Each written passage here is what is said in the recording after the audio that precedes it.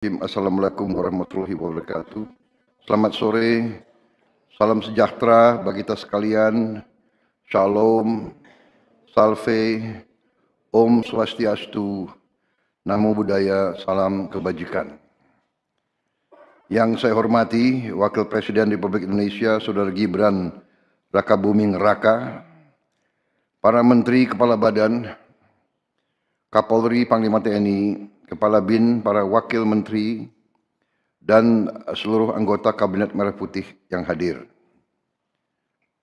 Yang tidak saya sebut namanya satu persatu tanpa mengurangi rasa hormat saya. Ketua Komite Eksekutif Percepatan Pembangunan Otsus Papua, Saudara Felix Fernando Wanggai, beserta para anggota komite, Saudara John Wempi Wetipo, Saudara Ignatius Yogo Triyono, Saudara Paulus Waterpau, Saudari Ripka Haluk, Saudara Ali Hamdan Bogra,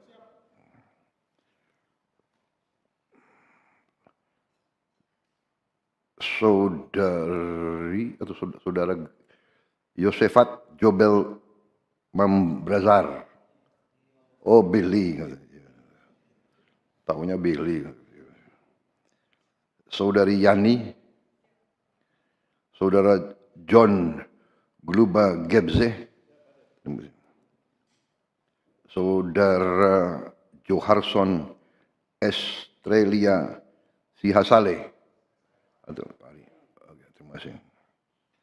Para gubernur dari provinsi di Papua yang saya hormati, Gubernur Provinsi Papua, Komisaris Jenderal Polisi Purnawirawan Matius Fakhiri,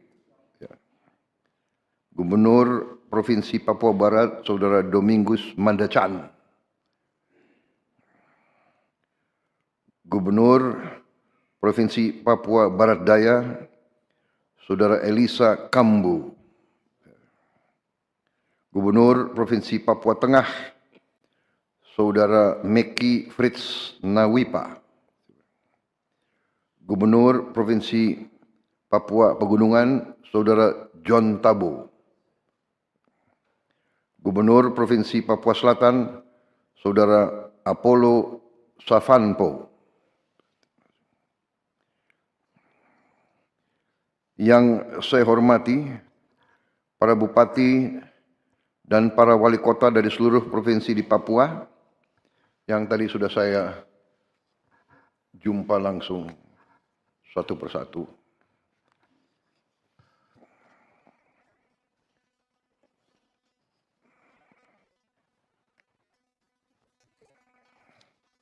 Saudara-saudara sekalian, pertama-tama sebagai insan yang bertakwa, marilah kita tidak henti-hentinya memanjatkan puji syukur kehadirat Tuhan Maha Besar, Tuhan Maha Kuasa yang memiliki sekalian alam.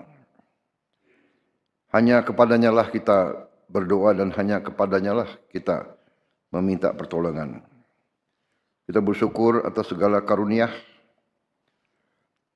kesehatan, dan kedamaian yang masih diberikan kepada kita, sehingga kita dapat berkumpul bersama dengan seluruh gubernur, bupati dan wali kota dari Papua sore hari ini untuk membahas percepatan pembangunan otonomi khusus Papua. Kita selalu ingat saudara-saudara kita yang mengalami musibah, bencana di Aceh, Sumatera Utara, dan Sumatera Barat, dan juga di tempat-tempat lain yang beberapa saat juga mengalami musibah. Kita berdoa mereka diberi kekuatan dan kita semua diberi petunjuk sehingga kita semua bahu-membahu secara gotong royong bisa bersatu untuk segera mempercepat pemulihan keadaan di daerah-daerah tersebut. Tapi yang terutama adalah juga proses pembangunan, proses transformasi bangsa tidak boleh terhenti, tidak boleh terpengaruh di tengah cobaan, di tengah rintangan, di tengah hambatan. Kita harus lebih keras lagi bekerja, lebih kuat usaha kita untuk meneruskan proses transformasi bangsa kita. Saya ingatkan kita semua bahwa bangsa kita harus transformasi menjadi negara yang modern, negara yang maju, negara yang makmur. Tidak boleh ada bagian dari negara kita yang tertinggal. Setiap daerah, setiap provinsi, setiap kabupaten, setiap kota harus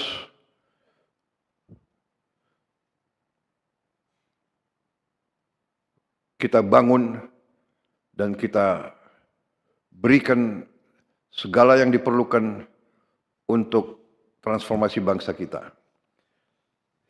Dalam keadaan negara yang modern yang kita cita-citakan dan yang mampu kita capai bersama, tentunya negara kita harus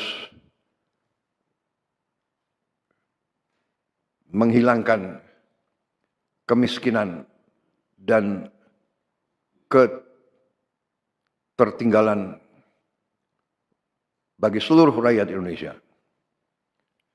Kita tidak bisa menerima kenyataan bahwa masih ada rakyat kita yang hidup dalam keadaan kesulitan, kekurangan, apalagi kelaparan. Kita sebagai bangsa hari ini ekonomi kita diakui ke-8 terbesar di dunia.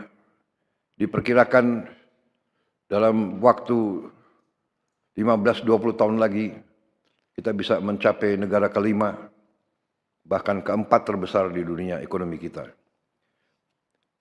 Masalahnya adalah pemerataan. Masalahnya adalah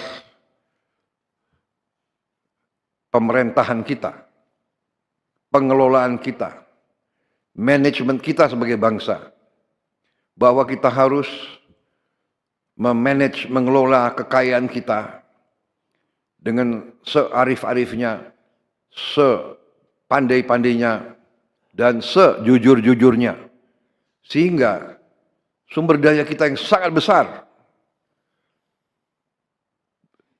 bisa dinikmati oleh seluruh rakyat Indonesia.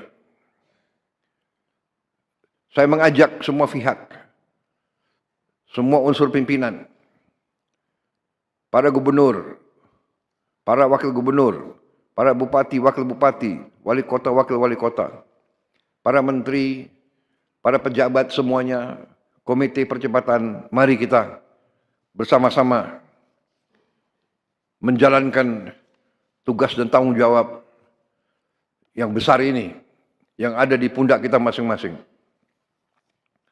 Saudara-saudara, kita semakin hari semakin tahu betapa potensi, betapa kenyataan kekayaan kita.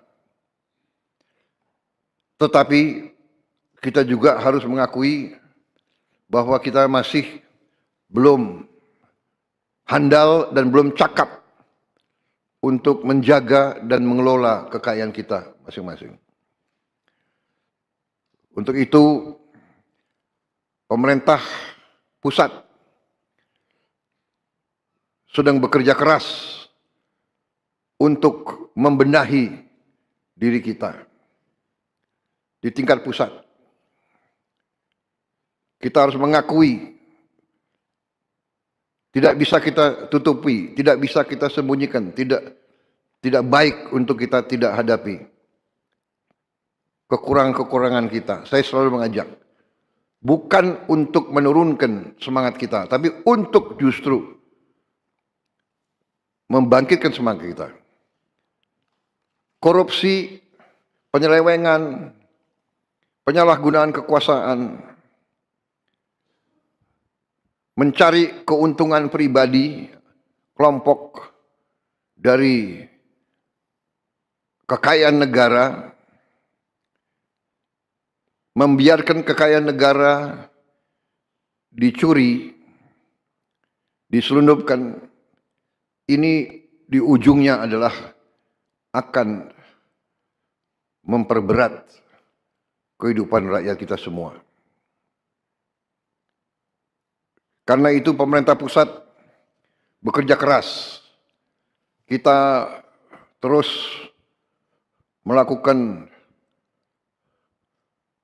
upaya-upaya menegakkan hukum, mengusut segala penyelewengan, dan kita tidak akan ragu-ragu mencopot, memecat pejabat-pejabat yang tidak mampu.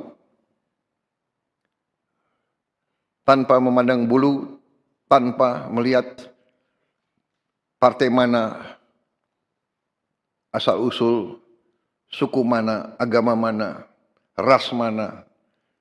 Siapa yang tidak bisa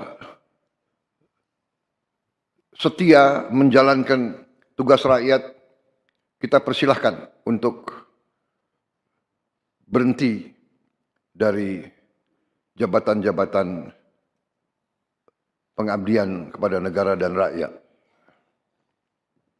Saudara-saudara, saya sebagai presiden dibantu oleh menteri-menteri, kita terus bekerja sekarang untuk mengamankan kekayaan negara. Kita mencari aset-aset, kita meneliti peraturan-peraturan, dan kita tidak segan-segan untuk melakukan apa yang diperlukan sehingga semua kekayaan negara bisa kita amankan dan kita gunakan untuk kepentingan rakyat kita. Saudara-saudara sekalian, kita pelajari terus sistem yang tidak sesuai dengan rancang bangun pendiri-pendiri bangsa kita, kita harus berani memperbaiki. Khusus untuk Papua, kita harus percepat pembangunan di Papua di semua bidang. Tapi sekali lagi, sebagaimana saya sudah bertahun-tahun menggarisbawahi bahwa dasar dari semua kehidupan bangsa adalah kemampuan bangsa itu untuk menjamin makanan untuk rakyatnya. Karena itu masalah pangan itu sangat utama. Karena itu pangan menjadi dasar dari transformasi bangsa kita. Terus terang aja, ya, saya kembalikan semuanya atas keyakinan paling mendasar ini. Semua kehidupan manusia, semua peradaban manusia, semua negara yang berdiri ribuan tahun sampai sekarang bisa berdiri, bisa bertahan karena dia aman pangannya. Untuk kita aman pangan, kita harus swasembada pangan. Kita harus menjamin produksi pangan kita sendiri. Dan ini tidak hanya pangan secara nasional, kita harus swasembada pangan secara provinsi. Bahkan bila perlu secara kabupaten.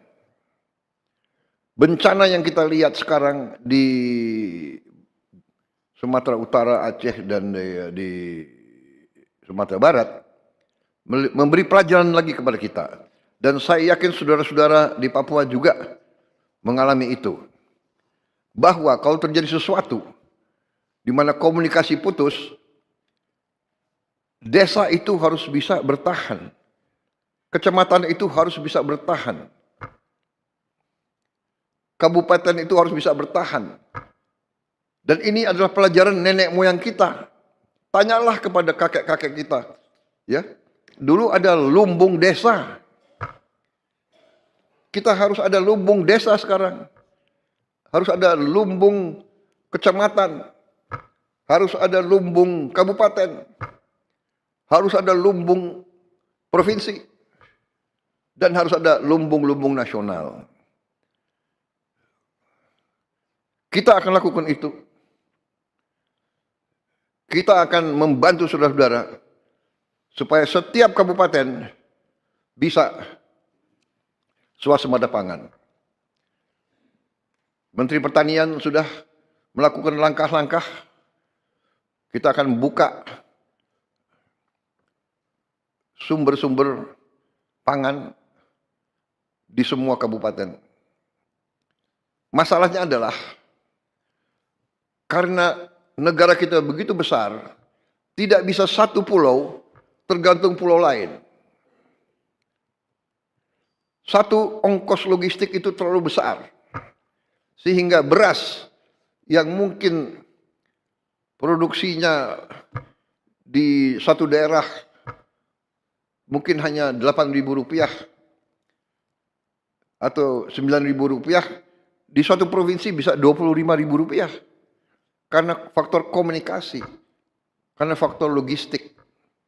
Jadi kita dipaksa oleh alam kita untuk masing-masing mengejar swasembada pangan. Di mana saudara bisa punya sawah-sawah untuk beras, mari kita lakukan. Atau kebun-kebun jagung, atau sago, atau singkong. Ingat, ini adalah kunci survival kita sebagai bangsa. Ini pelajaran ribuan tahun. Jadi kita tidak usah terlalu pintar. Belajar aja dari nenek moyang kita. Ya. Kenapa dulu ada lumbung desa? Kita harus siap untuk kemungkinan yang paling jelek. Itu pelajaran saya kira. Pelajaran nenek moyang kita saya kira ada di buku-buku agama, ya. 7 tahun baik dan 7 tahun paceklik, ya, 7 tahun yang tidak baik. Pada saat 7 tahun baik kita persiapan. Nanti ada 7 tahun tidak baik kita siap. Alam juga harus kita hadapi dengan baik. Saudara-saudara, di bagian dunia tertentu air sangat susah. Air sangat susah. Negara-negara banyak yang hancur karena gak ada air. Kita air berlimpah. Bahkan kadang-kadang menjadi musibah bagi kita. Jadi ini adalah hal-hal yang saya minta saudara-saudara, ya, menggunakan sebagai dasar. Basic azas yang paling penting adalah jamin makan. Kita bersyukur begitu di tengah badai, di tengah bencana, sumber makan kita, pangan kita cukup. Bahkan Menteri Pertanian laporan kepada saya untuk daerah-daerah terdampak bencana, kita mampu dari pemerintah pusat mengirim 3 kali kebutuhan. Jadi tidak ada alasan di daerah terdampak kesulitan pangan. Ya, tidak ada alasan untuk khawatir karena kenyataannya kita mampu. Memang dilaporkan kalau tidak salah ada berapa puluh ribu sawah yang rusak. 70.000 ya. Semuanya di 3 provinsi 70.000. 3 provinsi 70.000 hektar yang rusak. Kita akan kembalikan segera, tapi kita sudah punya antisipasi. Kita sudah siapkan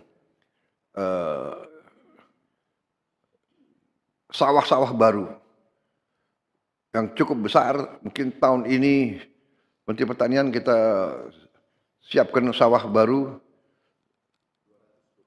225.000 hektar. Dan terus kita akan siapkan tahun-tahun yang akan datang. Tetapi strategi kita sekarang adalah tiap kabupaten harus swasembada pangan. Yang kabupaten yang paling sulit medannya pun kita harus cari benih yang cocok. Ya. Mungkin di pegunungan itu mungkin perlu perhatian yang khusus ya untuk sumber karbohidrat dan sumber protein. Jadi maksud dan tujuan kita bentuk komite ini untuk membantu semua gubernur dan semua bupati ya